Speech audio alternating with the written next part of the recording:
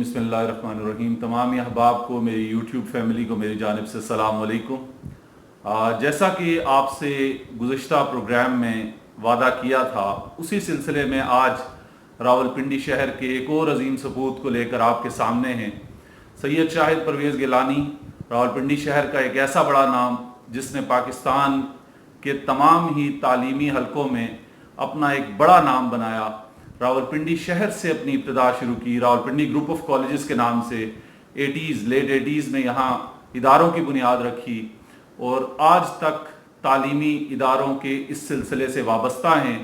ابھی کچھ ہی عرصہ قبل جو لاء کالجز کی ایک نئی ایسوسیشن اور باڈی بنی ہے پاکستان میں، اس باڈی کے یعنی وہ جو پرائیویٹ تمام ادارے جو مختلف یونیورسٹیز سے وابستہ ہیں، اس باڈی کے تاحیات چیئرمین بھی منتخب ہوئے ہیں۔ شاہد پرویز گیلانی صاحب سے آج ہم کچھ راولپنڈی شہر کے مسائل، سیاسی حوالوں سے مزید کچھ باتیں ایسی پوچھنا چاہیں گے جو کہ آپ لوگوں کی سماعتوں کی نظر ہوں گی، اور انشاءاللہ اس میں کچھ ایسی باتیں بھی ہوں گی جو آج کے وہ مسائل ہیں جن کا حل آپ جاننا چاہتے ہیں۔ مین اسٹریم میڈیا آپ کو باتیں بتانے سے قاصر ہے، تو اس حوالے سے میں جناب شاہد گیلانی صاحب سے گفتگو شروع کرتا ہوں۔ آپ سے اجازت کے ساتھ کہ سر اگر آپ کو اس گفتگو میں شاہ جی کہہ لیا جائے۔ جی کوئی بالکل مسئلہ نہیں۔ میری آپ سے جو سب سے پہلی بات ہے، جو پہلا سوال ہے، وہ یہ کہ تعلیمی میدان کا آدمی اور ایک عرصہ تک تعلیمی میدان کے ساتھ وابستگی اور پھر سیاسی میدان میں قدم رکھ لیا، تو اگر آپ مختصر الفاظ میں یہ بتا سکیں کہ یہ سفر کہاں سے شروع ہوا اور کیسے چلا تو ہم آپ کے مشکور رہیں گے۔ جی شکریہ زبیر بھائی۔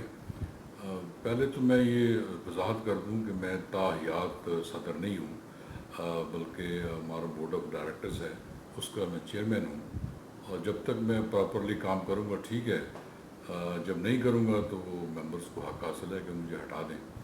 تو دوسرا آپ نے یہ کہا کہ ہم نے یہ اس میں کیسے قدم رکھا، بلکہ میں سمجھتا ہوں کہ پہلے سیاست میں قدم تھا، بعد میں ایجوکیشن میں آیا۔ تو میں جب ہیلے کالج میں تھا، اس میم کو میں نے وہاں سے کیا ہے، تو اس وقت میں اسٹوڈنٹس یونین کا پریزیڈنٹ الیکٹ ہوا، اور میرے ساتھ لاء کالج وہاں پہ تھا، تو وہاں پہ ہمارے دوست ہیں فواد حسن فواد، جو بعد میں پرنسپل سیکرٹری ریٹائر ہوئے، تو وہ لاء کالج کے پریزیڈنٹ الیکٹ ہوئے تھے۔ اسی طرح امیر العظیم صاحب جو ہیں، یہ مین یونین جو پنجاب یونیورسٹی کی یونین ہے، اس کے صدر منتخب ہوئے تھے۔ تو بڑے اچھے جو لوگ ہیں جنہوں نے پالیٹکس میں بعد میں بڑا اچھا نام پیدا کیا، پھر پی سی میں بھی گئے، تو وہ سارے ہمارے دوست تھے۔ اسی طرح ہمارے ایک چودھری فاروق صاحب تھے، سرائے عالمگیر سے وہ نائب صدر تھے، بعد میں وہ وزیر قانون بھی پنجاب کے رہے، اور اس طرح وہ ان کی جو اور جی تھے، بعد میں وہ شہید وہ کر دیا گیا، اور وہ بڑا اچھا آدمی تھا، بڑا اچھا میرا بڑا اچھا قریبی دوست تھا۔ اب بھی میں سرائے عالمگیر سے گزرتا ہوں تو اس کی قبر پہ فاتحہ پڑھ کے آتا ہوں، مجھے یوں محسوس ہوتا ہے جیسے یہ پچھلے ہفتے کا واقعہ ہو۔ تو بہرحال کچھ نہ کچھ تو ہم نے کرنا تھا، تو پنڈی اللہ نے مقدر میں لکھا ہوا تھا، یہاں پہ آ کے ہم نے تعلیمی ادارہ ایک بنایا، بعد میں دوسرے بنائے۔ تو اس طرح میں پالیٹکس میں تو پہلے ہی تھا، تو تعلیمی اداروں میں آ گئے، اور جتنی بھی ہم کنٹریبیوشن کر سکتے ہیں اس میں سمجھتا ہوں کہ جو تعلیم ہے وہ آپ کو شعور فراہم کرتی ہے، اور جب آپ کو شعور آتا ہے تو پھر بعض لوگ وقت کے ساتھ ساتھ اس جذبے کو ٹھنڈا پاتے ہیں کہ بس ٹھیک ہے جی، اب کیا کرنا ہے، بس ٹھیک ہے، اب باتیں ان کو علم ہوتی ہے۔ تو بعض لوگ ہوتے ہیں کہ نہیں جی، ہمیں آگے بڑھ کے خود کنٹریبیوٹ کرنا چاہیے، اور جو بھی کنٹریبیوشن ہو سکتی ہے سیاست میں اس کو کرنا چاہیے۔ اگر ملکی معاملات ٹھیک کرنے ہیں، اگر کوئی وہ محسوس کرتے ہیں کہ یہ بات ٹھیک نہیں ہے، تو اس کو بمانگ دول کہنا چاہیے۔ اس کے لیے ظاہر ہے کہ جب آپ پالیٹکس کرتے ہیں تو آپ کو کسی نہ کسی سیاسی جماعت میں شامل ہونا پڑتا ہے، یا آپ اپنی آپ سیاسی جماعت بنا لیں۔ شروع میں تو آدمی یہ نہیں سوچتا ہے کہ میں اپنی سیاسی جماعت بنا لوں، لیکن یہ ہے کہ کسی سیاسی جماعت اور دھڑے کے ساتھ شامل ہو کر پھر آپ اس میدان میں آتے ہیں. اور اس وقت میں سمجھتا ہوں کہ جب یہ پولیٹکس گرم تھی اور پیپل پارٹی اور اینٹی پیپل پارٹی ایک جو نا کانفلکٹ موجود تھا، تو اس وقت میں سمجھتا ہوں کہ سب سے توانا جو آواز مجھے محسوس ہوئی وہ قاضی حسین احمد کی تھی، کیونکہ میری بیک گراؤنڈ بھی جمعیت کی تھی اور لٹریچر ہم نے وہاں پڑھا ہوا تھا. تو ایک قدرتی ملان اس طرف تھا کہ، اور قاضی صاحب نے پھر ایک بڑا اگریسولی جو چیلنج کیا سٹیٹس کو زمینداروں کو، جاگیرداروں کو، اور جو بھی تو وہ اس میں بہت سے لوگ متاثر ہوئے، جن میں بھی شامل ہوں. اور میں سمجھتا ہوں کہ جب تک قاضی صاحب رہے ہیں انہوں نے اس معاشرے میں یا قوم کو جگانے میں یا عوام کو احساس دلانے میں کوئی کسر نہیں چھوڑی. اور شاید وہ اسی رد عمل کا شکار ہوئے. آپ کو پتہ ہے کہ سیاسی جماعتوں کو بھی انڈیپینڈنٹلی کام نہیں کرنے دیا جاتا، ان کے بھی سٹرنگز ہوتے ہیں جو پل کیے جاتے ہیں، ان کو روکا جاتا ہے. کوئی اتنی اچیومنٹ نہ ہو جائے کہ کوئی چیلنجز ان کے سامنے آ جائیں یا کوئی چیلنج بن جائے. اس ملک کی جو اشرافیہ ہے، جو دراصل ایک ہی میں سمجھتا ہوں کہ بڑے کینوس میں وہ اکٹھے ہیں، جس میں مذہبی سیاسی جماعتوں کے رہنما بھی شامل ہیں اور سیاسی جماعتوں کے بھی. بظاہر وہ ایک دوسرے کے دست و گرما رہتے ہیں، لیکن بنیادی طور پہ آپ دیکھیں نا کہ جو آج کی جو اپوزیشن ہے، جس نے اس بنیاد پہ کہا جی ووٹ کو عزت دو، سے مراد یہ ہے کہ جی ہمیں اسٹیبلشمنٹ جو ہے وہ الیکشن نہیں جیتنے دیتی ہے اور ووٹ نہیں گننے دیتی ہے، دھاندلی کرتی ہے، یہ کرتی ہے. لیکن جب الیکشن ہوئے اور ان کو ایک ریزنیبل سیٹیں مل گئیں، ہونا تو یہ چاہیے نا کہ آپ اصول پہ کھڑے ہو جائیں کہ دیکھیں جی یہ الیکشن غلط ہوئے ہیں، یہ دھاندلی زدہ ہیں، ہم ان کو قبول نہیں کرتے ہیں، آپ پبلک میں آئیں. لیکن آپ نے الیکشن کو قبول کر لیا، دیکھا کہ بس ریزنیبل سائز ہمیں مل گیا ہے، پارلیمنٹ کے اندر آپ آ گئے ہیں اور وہاں پہ آپ کمیٹیوں میں بھی بیٹھے ہوئے ہیں، مراد بھی لے رہے ہیں، آپ کے تمام معاملات بھی حل ہو رہے ہیں، کمیٹیوں کی سربراہی بھی آپ کو ملی ہوئی ہے، اور آپ اوپر سے کہتے ہیں دیکھیں جی ہمارے سے زیادتی بھی ہوئی ہے. میں سمجھتا ہوں کہ یہ ایک دوعملی ہے. میں کم از کم اس دوعملی کا قائل نہیں ہوں. اسی وجہ سے شاید میں کسی جماعت میں ایڈجسٹ نہیں ہو سکا. اپنے پہلے ہی جواب میں شاہ جی آپ نے بہت کچھ کہہ دیا. میں اگر اس کو بالترتیب لے کے آؤں تو آپ نے جماعت اسلامی کے پلیٹ فارم سے، اسلامی جمعیت طلباء سے اپنی اسٹوڈنٹ لائف کے اندر ہی سیاست کا آغاز کیا، جو آپ کے جواب سے میں نے اخذ کیا ہے. پھر اس کے بعد آپ جماعت اسلامی پاکستان کا باقاعدہ حصہ رہے. جماعت اسلامی کی ایک ذیلی تنظیم برائے نوجوانان، شباب ملی پاکستان کے صدر رہے، مرکزی صدر رہے، ان کے بڑے عہدے پہ رہے، اور اس دور میں رہے جس دور میں شباب ملی کا ڈنکا بجا کرتا تھا. پھر اس کے بعد آپ نے شباب ملی سے جماعت اسلامی کا سفر کیا، اور میرا خیال ہے آپ نے جب قومی اور صوبائی اسمبلی کے الیکشن لڑے تو آپ کے ساتھ جو دوسرے کینڈیڈیٹ تھے وہ ہمارے اسلام آباد ہائی کورٹ کے سابقہ معزز جج جو ہیں شوکت عزیز صدیقی صاحب، وہ رہے ہیں. MMA کا پلیٹ فارم تھا. پھر اس کے بعد آپ نے جماعت اسلامی کو خیر بات کہا اور PTI میں آنے کا فیصلہ کیا، اور 2008 کے بعد جب آپ کی PTI میں شمولیت ہوئی تو ذرا اس سفر کے بارے میں اگر مختصراً آپ بتا سکیں. دیکھیں جی، کسی بھی آدمی کے یا کسی پارٹی کے ساتھ جب آپ چلتے ہیں تو کچھ چیزیں مشترک ہوتی ہیں. دینی لحاظ سے تو میں سمجھتا ہوں کہ سبھی اللہ اور اللہ کے رسول صلی اللہ علیہ وسلم کو مانتے ہیں، ان کو خاتم النبیین مانتے ہیں، ان کے ساتھ چلتے ہیں. اور لیکن یہ ہے کہ جو معاشرے میں پھیلی ہوئی ایک بدامنی ہے، بدعمالیاں ہیں اور ایک فرسٹریشن ہے، اس کو دور کرنے کے لیے آپ سمجھتے ہیں کہ یہ ایک ایسی پارٹی ہے جس کے ساتھ چل کے آپ کوئی چیز بدل سکتے ہیں. جب میں نے محسوس کیا تو کہ یہ ایک محدود دائرے کے اندر ہی یہ کام جماعت اسلامی کر رہی ہے، اور میں 6 سال مرکزی شورا میں بیٹھتا رہا ہوں، اور الحمدللہ قائد صاحب مجھے ہر شورا میں تقریر کا موقع فراہم کرتے تھے. آپ ان تمام تقریروں کو دیکھ لیں، 6 سال جو میں نے کی ہیں، میں اپنے موقف سے نہیں ہٹا. میں نے وہی بات کی جو میں آج کرتا ہوں کہ یہ جو نظام ہے اس کو بدلنے کی ضرورت ہے. اس کے علاوہ اس کے اندر کوئی گنجائش موجود نہیں ہے کہ اس کو آپ عام آدمی کی کوئی فیسیلیٹیٹ کر سکیں گے. اور پھر 2-3 ایسے واقعات ہوئے جس سے میں ذاتی طور پہ ہرٹ ہوا جماعت اسلامی کی پالیسیز کی وجہ سے. میں ایک تو سب سے پہلے جو بائیکاٹ کیا گیا ایم ایم اے کے دور میں الیکشن کا، میں سمجھتا ہوں وہ ایک ہماری خودکشی تھی. جب تمام جو قوم ہے وہ تیار تھی ایک رائٹ ونگ لوگوں کو اقتدار میں لانے کے لیے، اور اس وقت آپ نے بالکل بائیکاٹ کیا اور اس بائیکاٹ کو کروایا گیا، ہوا نہیں. میں آپ کو اب اندر کی باتیں کیا بتاؤں. ایک دن جس دن میں بالکل ہی سمجھتے ہیں کہ بالکل ٹوٹ گیا کہ اگلے دن ایم ایم اے کی میٹنگ ہونی تھی اسلام آباد میں. تو مجھے مولانا عبدالجلیل نقوی صاحب مرحوم وہ زندہ تھے. اسی طرح میری سب سے جو جے یو آئی ہیں وہ ہمارے دوست ہیں، ان سے میری اچھی گپ شپ تھی. اسی طرح جو مولانا شاہ نورانی صاحب رحمۃ اللہ علیہ کمال کے آدمی تھے بڑے، تو ان کے ساتھ میری اچھی گپ شپ تھی. میں نے سب کو فون کیا. میں نے کہا جی یہ جو آپ بائیکاٹ کر رہے ہیں یہ تو مناسب نہیں ہے، اس سے تو آپ کی جو اچیو کی ہوئی چیز ہے وہ ختم ہو جائے گی. مجھے سب نے کہا. اب میرا وہی فون ٹیپ ہوتا ہے، اب بھی ٹیپ ہوتا ہے، اس وقت بھی ٹیپ ہوتا تھا. میں ساری عمر احتجاجی سیاست کی ہے. تو میں نے انہیں کہا کہ جی یہ تو بڑا غرق ہو جائے گا، یہ تو آپ نہ کریں خدا کے لیے.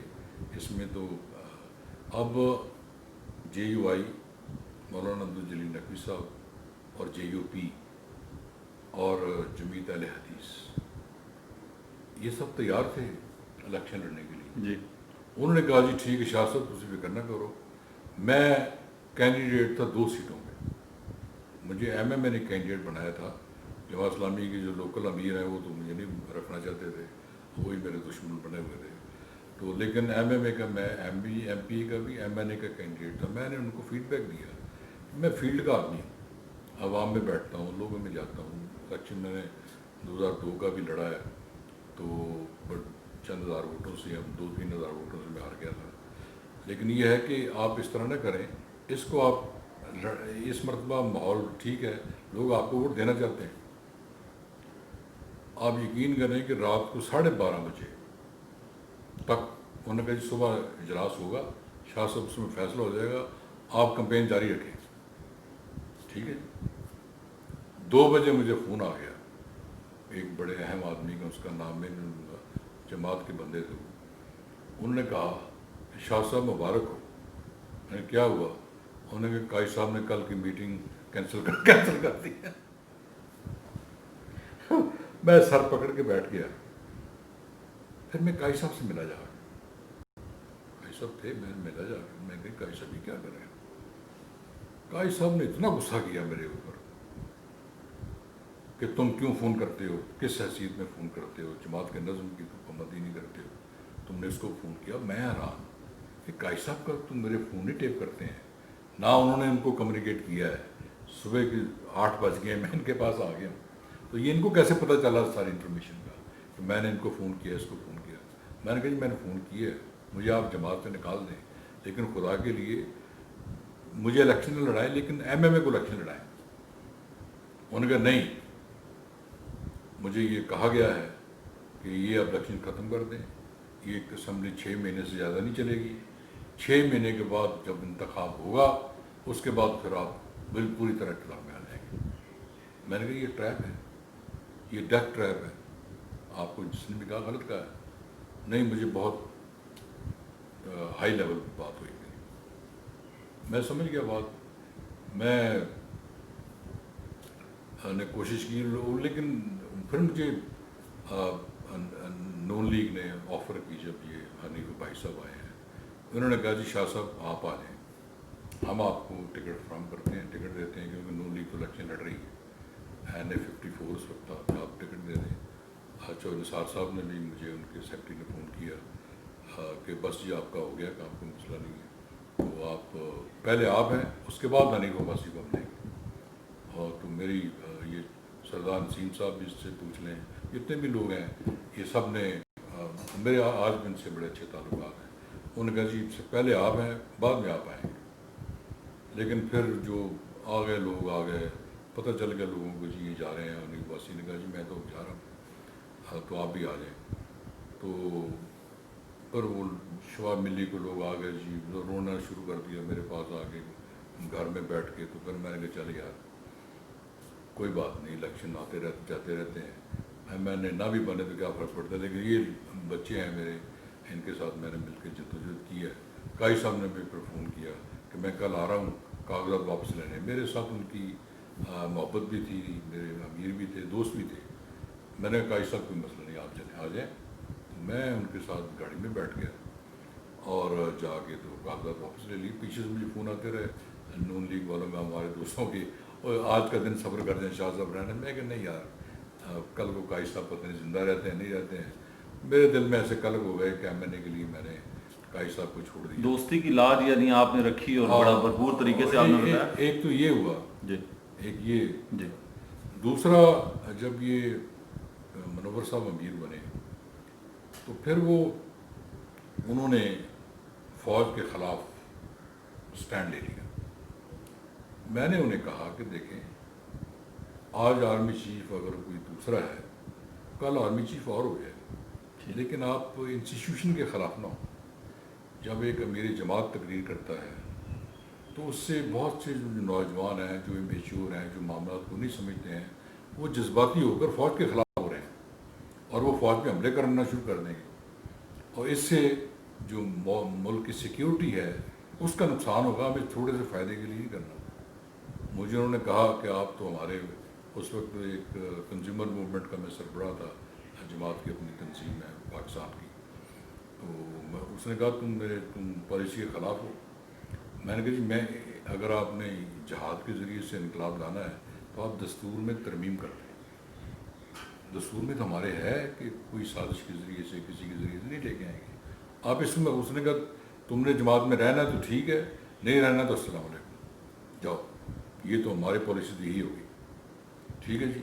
میں نے کہا جی یہ آپ خودکشی کر رہے ہیں اور یہ آپ جماعت کو غلط راستے پہ ڈال رہے ہیں۔ انہوں نے کہا آپ اختلاف کرتے ہیں تو آپ کو الگ ہو جائے، آپ کو الگ ہو جانا چاہیے۔ میں کہا بالکل ٹھیک ہے، آپ یہ بالکل بات آپ جب ایک امیر جماعت جب آپ کو یہ کہہ رہا ہے کہ آپ الگ ہو جائیں، آپ اختلاف کرتے ہیں، تو نیچے تو پھر کسی کی گنجائش نہیں رہتی ہے۔ میں نے اسی وقت ہی میں نے کہا الحمدللہ آپ تو بڑے متقی پرہیزگار تھے بھی، تجدد سید ہیں، تو میں بھی چھوٹا موٹا سید ہوں، تو آپ کی بات مجھے اپیل کی ہے، یا مجھے الگ ہونا چاہیے یا آپ کی پالیسی کی مخالفت نہیں کرنی چاہیے، میں اس پالیسی کے ساتھ نہیں ہوں۔ ٹھیک ہے، میں السلام علیکم میں چھوڑ کے وہاں ایک چھوٹا سا میرا بیگ پڑا۔ تو جماعت اسلامی سے جو تحریک انصاف کا سفر ہے اس کے حوالے سے اگر کچھ بتانا چاہیں تو بس جی اس میں پھر میں جب جماعت اسلامی سے فارغ ہو گیا تو پھر گھر بیٹھ گیا۔ تو میرے بھائی بھی ہیں، دوست بھی ہیں، اعجاز احمد چوہدری صاحب اور جو پی ٹی آئی لاہور کے P T I central Punjab کے صدر ہیں، تو اس کے ساتھ اپنا میاں محمود رشید جو اس وقت منسٹر بھی ہیں، اور سیف اللہ نیازی، یہ میرے بڑے اچھے دوست مہربان بھی ہیں۔ تو انہوں نے کہا جی آپ کو ادھر آ جائیں، پی ٹی آئی میں آ جائیں۔ میں نے بھی خیال کیا کہ چلیں جی ایک خان صاحب کے نظریات اس وقت وہ ٹھیک تھے کہ جی تبدیلی ہے، لوٹ کر کھا گئے ہیں، کرپشن کے خلاف، اور یہ تبدیلی لے کے آئیں گے اور لوگوں کی حالت بدلیں گے، پڑھے لکھے لوگ ہیں، یہ وہ ہے۔ تو میں بھی خان صاحب مجھے ویسے بڑا پرانا جانتے ہیں، جب فورن یونین کے لیے فنڈس اکٹھا کرتے تھے شوکت خان، تو یہ اسلام آباد میں میرا کالج ہوتا تھا تو اکثر میرے پاس آ کے دوپہر کو بیٹھے رہتے تھے، بلکہ ایک ٹونا فش سینڈوچ اور ایک چکن سینڈوچ دو کھاتے تھے۔ اس وقت چھوٹی چھوٹی سی ایک بیکری تھی وہ شروع ہوئی تھی جو آج کل بہت بڑی بیکری بن گئی ہے، تو گپ شپ لگاتے رہتے تھے۔ میں نے کہا ہاں صاحب آپ ویلفیئر کا کام کریں. نہیں یار یہ ہے. تو میرا ان سے تعلق تو تھا لیکن پولیٹیکلی میں کوئی ان کا خاص نہیں قائل ہوا تھا. لیکن بعد میں ظاہر پولیٹکس میں رہتے ہوئے ہمیں تھوڑا سا احساس ہو گیا کہ ایک دم جو پارٹی اٹھی ہے اور لوگ ساتھ ہیں یہ اب کوئی لوگ اسٹیبلشمنٹ چاہتی ہے کہ اس کو آگے کیا جائے اور ان میں جان بھرنی شروع کر دی. پھر لوگوں کو جب کاف لیگ کو شامل کرنا شروع کیا تو اس وقت واضح ہو گیا تھا کہ اب نون لیگ کے مقابلے میں ایک قوت جو ہے وہ کھڑی ہو جائے گی, کر دی گئی ہے. اور جو پولیٹیکل لوگ ہوتے ہیں وہ بھی آپ کو پتہ ہے سمجھ رہے ہوتے ہیں سارے معاملات کو. ان کو بھی پتہ چل گیا کہ اب یہ ان کو اقتدار دینا ہے کسی بھی صورت میں. اور وہ بھی کوئی چیز چھپاتے نہیں تھے بات کرتے ہوئے. تو جب وہ شامل ہوئے تو میں نے خان صاحب کو کہا کہ خان صاحب اگر یہی وہ لوگ تھے جو پہلی حکومتوں میں تھے جنہوں نے مشرف حکومت میں لوٹا ہے ملک کو, پیپل پارٹی میں تھے, بعد میں دوسری پارٹی میں تھے, یہ اقتدار میں رہے ہیں, یہ کون سی تبدیلی لے کے آئیں گے؟ آپ کو لوگ ووٹ دینا چاہتے ہیں, آپ اسی طرح کھڑے رہیں اور انشاءاللہ آپ ایک طاقتور جو ہے لیڈر بن کے ابھریں گے. لیکن اگر آپ نے کمپرومائز کر لیا ان کے ساتھ تو پھر یہ آپ کو لے ڈوبیں گے. مجھے انہوں نے کہا نہیں وہ اصل میں وہ یہ الیکٹیبلز ہیں, ان کے بغیر ہم الیکشن نہیں جیت سکتے ہیں, میں اقتدار میں نہیں آ سکتا. ایک مرتبہ اقتدار میں آ جائیں تو پھر سب معاملہ ٹھیک ہو جائے گا. میں نے کہا یہ آپ کو کرنے نہیں دیں گے, یہ تو اتنے سازشی لوگ ہیں, یہ آپ کو نہیں ملنے دیں گے لوگوں کو, ایسا گھیرا ڈالیں گے آپ تو ان کو سمجھ نہیں سکتے. لیکن خان صاحب ان کو اپنے اوپر اتنا اعتماد تھا, ہوتا ہے نارملی, جو کہ میں سمجھتا ہوں کہ فلشلی بریو ہے وہ, کہ نہیں جی مسئلے کو نہیں, میں کر لیں گے, ہو جائے گا, اور چھوڑیں آپ یہ کریں. اور بس اس کے بعد پھر میں محسوس کر لیا کہ عمران خان صاحب ہر بندے کو اقتدار کے لیے استعمال کرنا چاہ رہے ہیں. ان کو پتہ ہوتا ہے کہ یہ بات ٹھیک ہے, یہ بندہ غلط ہے, اس کو بندے کو میں کیوں شامل کر رہا ہوں. اور جس طرح ان کو پھر گائیڈ کیا گیا, پھر آگے بڑھایا گیا, یہ سب ان کو پتہ تھا کہ یہ کہاں سے ہو رہا ہے. لیکن وہ اقتدار چاہتے تھے اور انہوں نے کہا کسی طریقے سے میں اقتدار میں پہنچ جاؤں. اور پھر میرا اختلاف تو یہ جب میں 2013 میں کینڈیڈیٹ تھا پی ٹی آئی کا, اور 1.5-2 لاکھ روپے کے وہ جو ٹیکس تھا میرے کالج کا, وہ بھی 2010 کا, وہ میں نے جمع بھی کرا دیا لیکن الیکشن نہیں لڑنے دیا. اس وقت جنرل کیانی صاحب جو تھے وہ میرا اپنا نواز شریف کو اقتدار میں لانا چاہتے تھے. انہوں نے کہا کہ جتنے بھی کینڈیڈیٹس ایسے ہیں جو کہ شور جیت رہے ہیں ان کو باہر کر رہے ہیں. اور بدقسمتی میری یہ ہے کہ میرے حلقے کی سب سے اچھی رپورٹ تھی جو کہ یہی حلقہ شاید جیت رہی ہے پی ٹی آئی. انہوں نے مجھے باہر نکال دیا. انہوں نے 1.5-2 لاکھ کے ٹیکس کا کیا کوئی معاملہ ہوتا ہے. اور وہ لیکن میں نے چلے پھر بھی میں حالانکہ پارٹی کے اندر بھی لوگوں نے سازش کی میرے خلاف اس سارے معاملے میں, لیکن پھر بھی میں پارٹی کے ساتھ رہا کہ چلیں مجھے تو پارٹی نے ٹکٹ دے دیا ہے, اگر نیچے کوئی سازشی ہیں تو کوئی مسئلہ نہیں ہے, آئندہ معاملہ ٹھیک ہو جائیں گے. اور میں پورے دھرنے میں شریک رہا, اور جتنے بھی لوگ لے جاتا رہا, چھاپے پڑتے رہے, تو سارا کچھ ہوتا رہا. لیکن ہم تو کوئی بات نہیں, عادی ہیں ان تمام مراحل کے. تو جب 2018 کا وقت آیا تو پھر میں نے دیکھا کہ پارٹی کے اندر جو لوگ ہیں خصوصی طور پہ جو جنرل سیکرٹری ہیں وہ خود ایمبیشیس ہو گئے ہیں. پہلے ان کو انہوں نے کہا کہ یہاں سے الیکشن لڑیں, انہوں نے کہا نہیں جی, پھر انہوں نے کہا یہاں سے لڑا دیں, ان کو الیکشن لڑا دیں پنڈی سے, وہ بھی میرے حلقے سے.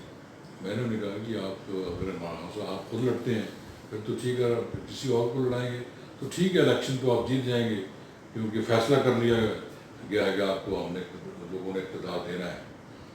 اور جب وہ انہوں نے فیصلہ کر لیا اقتدار دینا ہے, پھر یہ نیچے پولنگ شولنگ کمپین اس کی کوئی حیثیت نہیں ہے. جس طرح یک طرفہ طور پہ ٹی وی دینا شروع کر دیے تھے, سولو انٹرویو کرنا شروع کر دیے تھے انہوں نے, اور لوگوں کو شامل کرایا جا رہا تھا, تو نظر آ رہا تھا کہ آپ کو اقتدار مل رہے ہیں. لیکن اگر آپ یہ میرے ساتھ زیادتی کریں کہ میں پھر آپ کے ساتھ نہیں رہوں گا، یہ آپ غلط کر رہے ہیں، ظاہر ہے.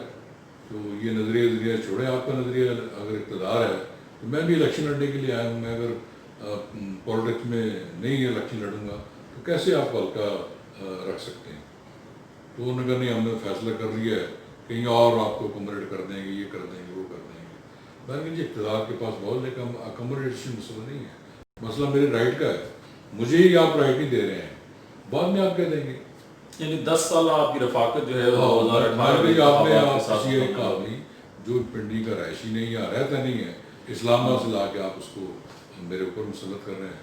تو ہمارے جو لوگ تھے انہوں نے بھی کہا کہ ہمیں تو یہ قبول نہیں ہے، یہ ہم ساری زندگی جدوجہد یہ کرتے رہے ہیں زیادتی کے خلاف، اور آپ ہی ہمارے 2018 پھر آپ ایک مختلف پلیٹ فارم سے ہمارے دوست تھے، انہوں نے کہا جی حلقے میں تو رہنا ہے، جی ٹھیک ہے، اس کو الیکشن تو لڑنا ہے. تو الحمدللہ ہمیں تو 40,000 ووٹ پڑ گیا، لیکن وہ الگ بات ہے کہ ہمارے ووٹ ہی ڈال دیے ہمارے کہیں اور ہمیں تو کسی نے گزرنے نہیں دیا پولنگ اسٹیشنوں میں.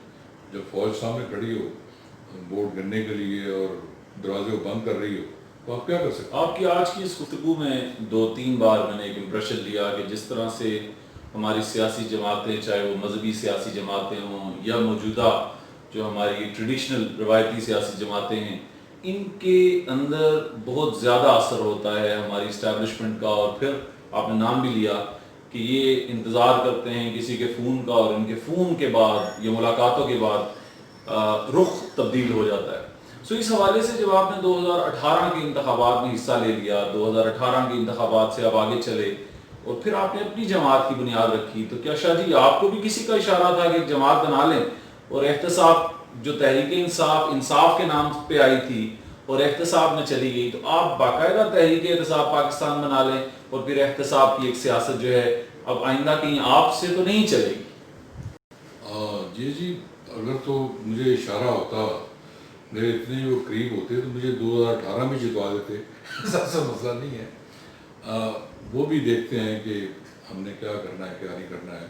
اب دیکھیں، مجھے اس بات پہ فخر بھی ہے کہ ہماری جو انٹیلیجنس ایجنسی ہے، ہر آدمی کے متعلق پاکستان میں جو بھی آدمی رہتا ہے، جو بھی آدمی کہیں بھی رہتا ہے، تو اس کو یہ رکھ دو یار، ادھر ٹیبل پہ رکھ دو، ٹھیک ہے چلے جائے بات. ادھر چائے شائے کا جی بندوبست کیا جی پلیز. تو وہ جو ہر آدمی کے متعلق ان کو پتا ہوتا ہے وہ کیا کرتا ہے، اس کے کتنے بچے ہیں، وہ اس کی ایکٹیویٹیز کیا ہیں، اس کا میلان کس طرف ہے، ہر بندے کے متعلق. یہ اچھی بات ہے، اس میں کوئی گورا نہیں. ملک میں رہتے ہیں، یہاں پہ سب ایجنسیوں کا علم ہوتا ہے اور ان کی اپنی ترجیحات ہیں. جب وہ فیصلہ کرتی ہیں کہ جی ہم نے اب آئندہ الیکشن میں کس کو اقتدار دینا ہے، وہ اپنی نیشنل سیکیورٹی کی ضروریات کو مد نظر رکھتے ہوئے فیصلہ کرتے ہیں. وہ عوام پہ نہیں چھوڑتے ہیں فیصلہ کہ عوام جو کرے گی، عوام کو چھوڑیں. عوام تو کبھی بھی عوام کے ووٹر سے کوئی بھی الیکشن جیت کے نہیں آئے اور نہ آئے گا. اللہ کرے کہ کوئی الیکشن کمیشن اتنا طاقتور ہو جائے کہ جو کہ ووٹوں کی گنتی کر سکے. اور میں آپ کو ایک انٹرسٹنگ سی ایک کیلکولیشن دیتا ہوں، انٹرسٹنگ سی، شاید آپ کی نظر سے گزرے نہیں. میرے حلقے میں 14 عسکریاں ہیں. عسکری 14 تھا. عسکری 14 تک. جی بالکل ایسی. ہر عسکری میں 5,000 بندہ وہ رہتا ہے وہاں، وہ سب فوجیوں کی فیملی. اس الیکشن میں میں نے کہا میں کمپین کرنا چاہتا ہوں وہاں کے اندر. تو مجھے وہ حوالدار جو بیٹھا ہوا تھا گیٹ کے اوپر، انہوں نے کہا پتر تم اگے نہیں جا سکتا. میں کہا کیوں؟ میرا حلقہ ہے، میں یہاں پہ الیکشن میں چلیں جلسہ نہیں کر سکتا تو ڈور ٹو ڈور کمپین کر دیتا ہوں یار. تو چلیں 5,000 میں سے ہو سکتا 5 بندے میرے واقف ہوئے ہیں. جی انہوں نے کہا نہیں آپ یہاں سے اگے نہیں جا سکتے، سیکیورٹی سے بات کرنی، یہ سیکیورٹی کا معاملہ ہے. وہ سیکیورٹی افسر آ گیا، انہوں نے کہا جی آپ نے اگر بات کرنی ہے یہاں پہ پمفلٹ آپ رکھ لیں ریسپشن تو آپ چلیں. میں نے کہا وہ پہلے پی ٹی آئی کے پڑے ہوئے ہیں، انہوں نے جی ہم نے تقسیم کرا دی ہیں. میں نے میرے بھی تقسیم کروا دیں گے. کہتا رکھ لیں آپ بعد میں دیکھیں.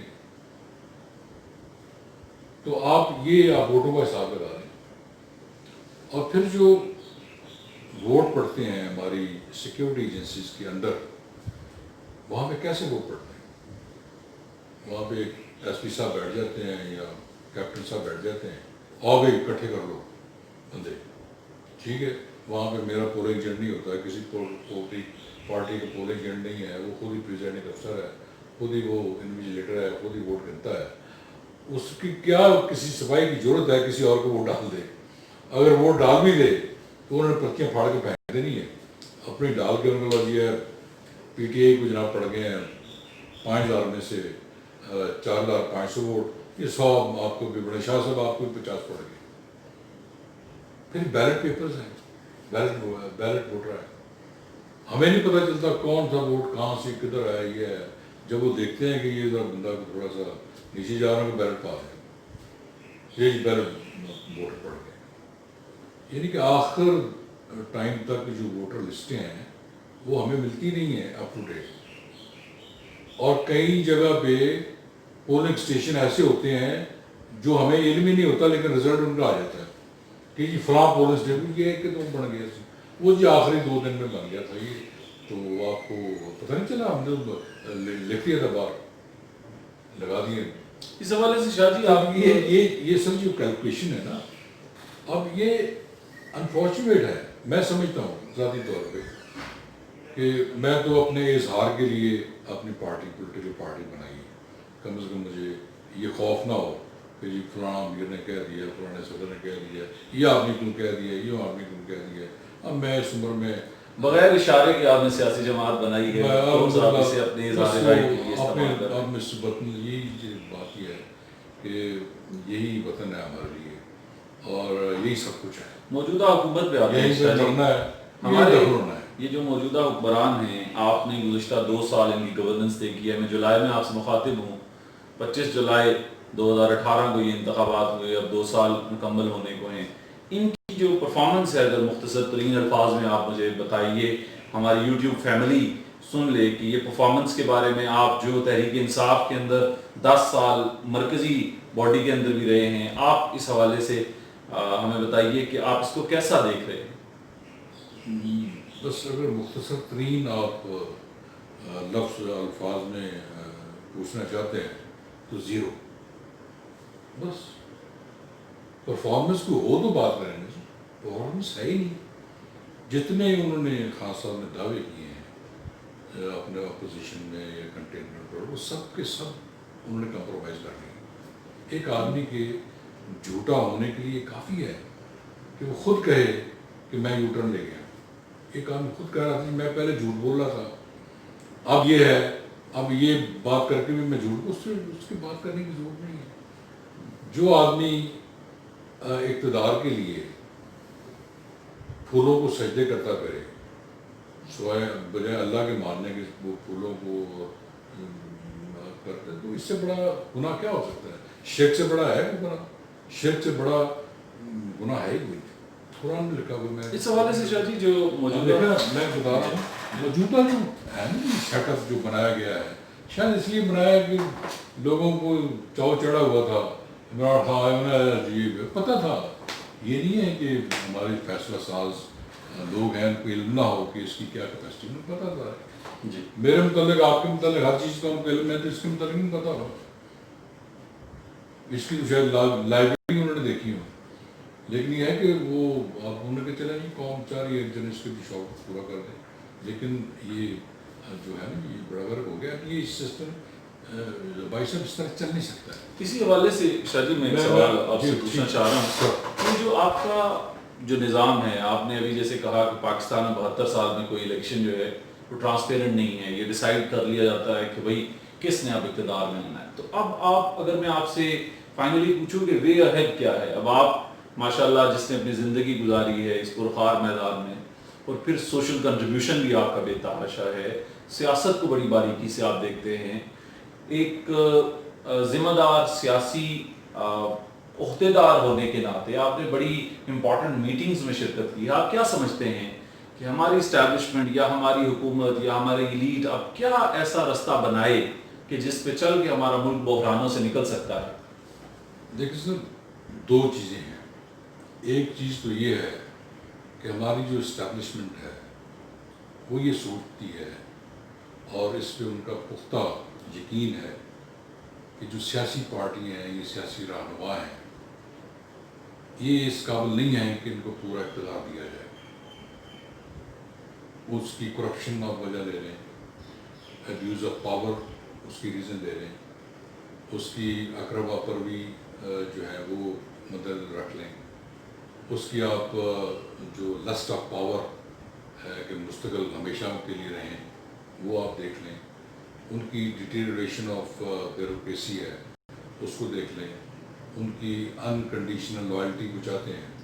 ہر پارٹی کا سربراہ چاہتا ہے کہ میرے پاس لائلٹی پاؤ اور بے پناہ پاؤ. بنیادی طور پہ ہماری جو سیاسی پارٹیوں کے سربراہ ہیں وہ خود بہت بڑے ڈکٹیٹر ہیں. وہ اپنی بیٹی، اپنا بیٹا، اپنی بھانجی، اپنا سالہ، اپنی سالی، اس کے علاوہ سوچتے نہیں ہیں. اگر کہیں کوئی اقتدار ملتا ہے کہتے ہیں اس کو لگا دو گی. اور یہ اسٹیبلشمنٹ کا خیال ہے کہ ان کو اگر ہم نے پورا اقتدار دے دیا تو یہ بیڑا گرک کر دیں گے. آپ کے سامنے ہے سارے سچویشنس میں، کہنے کی ضرورت نہیں ہے. دوسری طرف یہ ہے کہ جو پولیٹیکل جو سربراہ ہیں وہ چاہتے تو ہیں کہ فوج ہمیں اقتدار دلائے، جائز یا ناجائز جائز طریقے سے، لیکن جب ان سے اقتدار جاتا ہوا کسی اور کی طرف ان کو نظر آتا ہے پھر وہ فوج کو بدنام کرنا شروع کر دیتے ہیں. وہ جی فوج مداخلت کر رہی ہے، جس کو نہیں کرنا چاہیے، جی وہ جناب فلاں کو عزت دو، فلاں کو نہیں دو. پہلے تو آپ خود گود میں بیٹھے ہوئے تو عزت تھی، جب کسی اور کو دینے کی کوشش کی انہوں نے آپ کو، وہ کہتے ہیں جی ہمیں اختیار نہیں مل رہا، جی اقتدار نہیں مل رہا ہے. اس میں پھر ہماری جو بیرونی دشمن ایجنسیز ہیں وہ رول ادا کرتی ہیں، فنڈنگ کرتے ہیں، پیسے دیتے ہیں، پروپیگنڈا کرتے ہیں. اب سوشل میڈیا ہے اس پہ انہوں نے لاکھوں اکاؤنٹ بنائے ہوئے ہیں، ٹویٹر پہ لگا دیے ہیں کہ دیکھیں جی فوج نے یہ کر دیا، فوج نے کر دیا. ایک واقعہ ہو جاتا ہے اس کو اچھالا جاتا ہے. تو میں سمجھتا ہوں کہ بیلنس کی ضرورت ہے، ہمیں ایک نئی سوچ کی ضرورت ہے، ایک نئے سسٹم کی ضرورت ہے جہاں پہ یہ بد اعتمادی نہ ہو. اور ہم دیکھو پولیس سسٹم میں 1830 کا بنا ہوا ہے. ابھی ہم کلونیل دور سے گزر چکے ہیں. ہماری آرمی کا سسٹم کلونیل ہے، وہ انڈیجنس نہیں ہے. اس کو تو ہمیں اپنی ضروریات کے مطابق وضع کرنا چاہیے. ہم ایک آزاد ملک ہے. وہ تو پولیس انہوں نے رکھی تھی کہ پولیس والا جو تھا انگریز ڈی سی، اس کے اختیارات یہاں پہ کچھ اور ہیں، لندن میں کچھ اور ہیں. لندن میں سٹیزن وہ خود لائن میں کھڑا ہوتا ہے اور ٹرین میں سفر کر رہا ہوتا ہے. یہاں پہ انہوں نے یہ رکھ دیا کہ جناب یہ 50 کنال کا گھر ہے، 300 ملازم ہے، جو اس نے کہہ دیا وہی قانون ہے. وہاں پہ یہ نہیں ہے. ہم نے اس کو اڈاپٹ کر لیا خود ہی. ہمیں سوٹ کرتا ہے، میرا رشتے دار بن گیا، مجھے سوٹ کرتا، میں نے ٹھیک ہے یار کھینچ کے رکھو. اور اس کی وجہ سے امبیلنس ہے سوسائٹی میں. سفر کون کر رہا ہے؟ میں اور آپ کر رہے ہیں، عوام کر رہی. پبلک کر رہا ہے، غریب آدمی کر رہا ہے.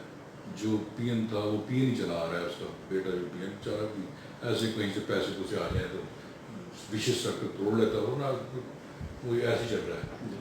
اب اس کو توڑا کیسے جائے، اس کو رکھا کیسے جائے؟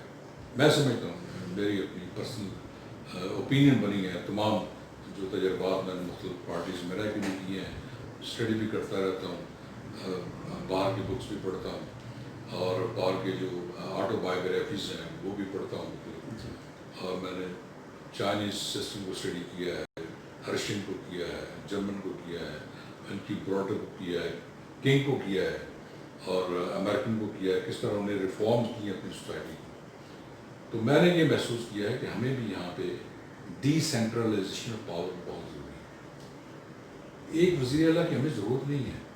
ایک پنڈی سے بندہ لاہور جائے گا، اس کو کوئی سیکریٹریٹ کے اندر گھسنے نہیں دیتا. وہ کہتا ہاں جی کتوں آیا اسے، کن اس سے ملنا ہے. میں ایک صاحب ہوں، میرا تو سیکٹری واقع نہیں، تو آپ کا نام نہیں لکھا ہوا.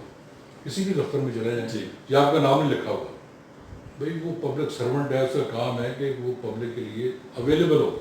اس کو نام لکھوانے کی کیا ضرورت ہے؟ لیکن یہاں پہ ایک چھوٹا جو ایس ایچ او ہے، اس کو بھی ملنے، وہ بھی پٹواری بھی ملتا ہے جس نے 4 منشی رکھے ہوئے ہیں. میں نے کئی مرتبہ مجھے اپنی زمینوں کے سلسلے میں رابطہ کرنے کی کوشش, مجھے پٹواری نہیں ملا, اس کا منشی ملا ہے, انہیں کی کام کرنا دسو جی, پیسے دے رہی ہیں اسے, پھر وہ آخر میں سائن کرنے ہوتے ہیں تو وہ خود ہی سائن کرا دیتا ہے, پٹواری صاحب کہیں اور بیٹھے ہوتے ہیں. Same is the case every where. ہماری جو پبلک ہے وہ بالکل کرش ہو چکی ہے, اس کو کوئی سنوائی کوئی نہیں ہے, نہ بجلی اس کو ملتی ہے, نہ گیس ملتی ہے, نہ اس کو پانی ملتا ہے, نہ اس کو کارپوریشن میں ٹیکس دیتا ہے, نہ سڑک پہ اس کو چلانا ہو جائے تو سپاہی گھمایا رہتا ہے. آپ پروفیسر ہیں 20ویں گریڈ کے, جی تو سپاہی آپ کو ٹکر جائے تو آپ تو جان نہیں چھڑاتے, 500 روپئے نہیں دیتے اسے. یہ سسٹم سر میں سمجھتا ہوں کہ یہ سسٹم کو تبدیل ہونے کے لیے ضروری ہے کہ ہم پریزیڈینشیل فارم آف گورنمنٹ لیں. یہ جو بلیک میل ہوتا ہے نا وزیر اعظم کے 2 ادھر نہ چلے جائیں, 4 ادھر نہ چلے جائیں, 2 پگڑیاں پڑ رہی ہیں, 4 چلی گئی ہیں, وہ بلیک میل کرتے رہتے ہیں. وہ کچھ کر ہی نہیں سکتا ہے, اسے پتہ ہوتا ہے کہ یہ چلے گا تو میری گورنمنٹ ختم ہو جائے گی. نہ اسے پتہ ہوتا ہے نہ ہے نہیں, لیکن وہ پھر بھی ان کو رکھتا ہے. ڈائریکٹ ووٹوں سے پریزیڈنٹ منتخب ہو, اور ہر جو بڑا شہر ہے وہاں پہ آپ اس کو پورا جو پاکستان ہے اس کے نقل میں 35 ڈویژنز ہیں جی, ہر ڈویژن کے اوپر آپ ایک گورنر الیکٹ کریں. وہ گورنر ہو, جو بڑے شہر ہیں یہ شہر ہوں وہاں میئر الیکٹ ہوں, اور جہاں میں چھوٹی ہیں وہاں پہ آپ اس کو کاؤنٹیز بنا دیں اور بنا دیں, وہاں پہ شیرف سسٹم ہو جو کہ لوگوں کے ووٹوں سے منتخب ہو گئے ہیں. پولیس جو ہے وہ پروونشل معاملہ نہ ہو, ایم پی اے جو ایم این اے سینٹر ہے وہ یا وزیر ہے وہ یہ نہیں کہتا پھر کہ جی اے ایس ایچ او اتنے لا دو, اے سپاہی اتنے لا دو, اے پٹواری ادھر لگا دیں, یہ جناب ادھر لگا دیں, ادھر لگا دیں. اس کی ضرورت ہی نہیں ہے. آپ جو پولیس سسٹم ہے, پولیس جو سسٹم ہے اس کو اس لوکل سسٹم کے تحت کر دیں کہ وہ جو گورنر ہوگا وہ جناب وہاں پہ حکمران ہوگا. باقی جو اوپر ہیں صدر ہے وہ اپنی چھوٹی کابینہ رکھے 12-15 افراد کی جو کہ وہ کام کریں. آپ نے 70 مندر اکوموڈیٹ کرنے کے لیے پارلیمنٹ میں جس کو لگا دیں, یہ ان کا کیا کچھ بنتا ہے, ان کی ضرورت نہیں ہے. اسی طرح آپ جو پولیس کا سسٹم ہے وہ لوکل جو الیکٹڈ ریپرزنٹیٹیو ہے ایک تھانے کے اندر اس کے 4 بندے لگائیں کہ جی یہ الیکٹڈ باڈی ہے, یہ جناب فیصلہ کرے گی ہر کیس کا, پہلے اس کے پاس جائے, وہ ریکمینڈ کریں انویسٹیگیشن کر کے. میرے مدد کو واقعہ ہوگا, مجھے پتہ ہوگا کہ قتل یار نے کیتا ہے, اب پتہ سب کو ہوتا ہے لیکن کوئی جرت نہیں کرتا. آخری سوال اگر شاہ جی میں آج کے حوالے سے آپ سے پوچھوں تو جو موجودہ بران ہیں عوام تو ان سے بہت زیادہ, میں اس سے تھوڑا آگے ابھی پلیز. اور دوسرا یہ جو نامینیشنز ہیں نا جو آرمی چیف کی آپ ایکسٹینشن پہ جو جھگڑا پڑتا ہے اس کی 4 سال مدت کر دیں آپ. چلے جی 4 سال آپ ہیں, ٹھیک ہے, بہت بڑی آرمی ہوتی ہے, 3 سال تھوڑے ہوتے ہیں کہ اتنی انہیں جانا ہوتا ہے, سمجھنے میں ٹائم لگ جاتا ہے, بہت بڑی اس نے کام کرنا ہوتا ہے. اس کو 4 سال دے دیں کہ 4 سال کے لیے جناب آپ یہ آپ کی مدت ہے اس کو بڑھا دیں. اور ہر جو الیکشن ہے بلدیاتی ہو, صوبائی ہو, قومی ہو, سینٹ بھی ڈائریکٹ منتخب ہو گئے ہیں اگر ان کو لوگوں کے مسائل کا پتہ ہو. اور یہ جو سیٹیں نا ریزرو سیٹیں خواتین کی, کوئی جناب ڈریس ڈیزائنر ہے, کوئی جناب میک اپ آرٹسٹ ہے, چیئرمین کی بیوی کی اس کو جناب پی بڑھا دیں, اس کو یہ چھوڑیں, ان کی ڈائریکٹ ووٹوں سے آپ منتخب ہو گئے ہیں. آپ حقوق جو برابری کے مانگتے ہیں تو پھر ووٹ بھی آپ لے کے ہیں, اس وقت تو آپ ضیاء الحق کی قانون کے تحت اندر بیٹھ جاتی ہیں. وہ ضیاء الحق بڑا اچھا کر کے گا کہ آپ کو وہ ایم این اے پی بنا گیا, باہر آپ کہتے ہیں جی ہمیں. اس حوالے سے شاہ جی جو آپ بات کہہ رہے ہیں چونکہ اب میں ڈیٹ جو ہے فکس ہو, مجھے پتا ہو جی بلدیاتی الیکشن فلاں دن کو ہونا ہے, جی بات ختم ہو گئی. نظام کو وضع کرنے کی افکوس ضرورت ہے, لیکن میں آج اس انٹرویو کا آخری سوال, ایک آخری منٹ میرے پاس بچا ہے, میں آپ سے یہ جاننا چاہتا ہوں کہ اس حکومت سے جو اب آئی ہے, جیسے آپ نے خود بھی تفصیل بتائی, بڑی توقعات وابستہ تھی. اب ان جو شیش محل ہم نے بنائے تھے ان کے ٹوٹنے کا عمل شروع ہے. اس حوالے سے اگر آپ آخری منٹ میں سم اپ کر سکیں, آپ کیا دیکھتے ہیں یہ حکومت کتنا عرصہ مزید چلے گی, اور کیا اس سے کچھ بہتری کی امید مزید لگائی جا سکتی ہے؟ دیکھیں یہ حکومت تو چلائی جا رہی ہے, چل نہیں رہی ہے. آج آپ چھوڑ دیں پیچھے سے اسٹرنگس پول کرنے والے, 6ویں گھنٹے میں آپ ان کی جو گورنمنٹ ہے پنجاب میں کرتی دیکھ لیں گے، لیکن یہ سسٹم اس طرح چل نہیں سکتا ہے، نہ ان سے کوئی امید ہے۔ میں سمجھتا ہوں کہ جو میں خود اس بات پہ قائل ہوں کہ ہمیں ایک نئے سسٹم کی شروعات کر دینی چاہیے، اس سسٹم کو لپیٹ کے، اور کوئی دوسرا جو پریزیڈنشیل فارم آف گورنمنٹ ہے اس پہ لوگوں کو قائل کریں، اور انہوں نے کہا جی یہ سسٹم اب چلے گا۔ فی الحال میں سمجھتا ہوں کہ 3-4 سال کے لیے، 3 سال کے لیے آپ لگا دیں، ایک ایسی گورنمنٹ وجود میں آنی چاہیے جو کہ جینولی اس ملک کے ساتھ مخلص ہو اور وہ مسائل حل کر سکے۔ آپ پہلے یہ جو سسٹم ہے اس کو پلانٹ کر دیں، ہم نے یہ سسٹم یہی ہوگا جو ہم چاہ رہے ہیں، اس سسٹم کے تحت نظام چلے گا، لیکن اکانومی کا حال کوئی نہیں۔ سب ایک چھوٹا سا معمولی کام ہے کہ پرائز کنٹرول کمیٹی یہ کر رہے ہیں، خدا کے لیے قیمتیں تو کنٹرول کر رہے ہیں۔ کہ میں ایک ڈی سی جو ہے، یہ اے سی جو اتنے رکھے ہوئے آپ نے، ایس پی او نے کہا جی یہ چیز اتنی بکے گی، نہیں تو نہیں بکے گی، اس کو تو انشور کر دیں۔ یہ میڈیسن کی قیمت ہونے جی آپ کیسے بڑھا سکتے ہیں؟ لوگوں کو کوالٹی فوڈ دے دیں، پرائز کنٹرول کر دیں، لوگوں کے 80% مسائل حل ہو جائیں گے۔ لوگوں کی آپ آئی ایم ایف کی جو کنڈیشنلٹیز ہیں ان کو پورا کرتے کرتے آپ نے پورا سسٹم کا بڑا کر دیا۔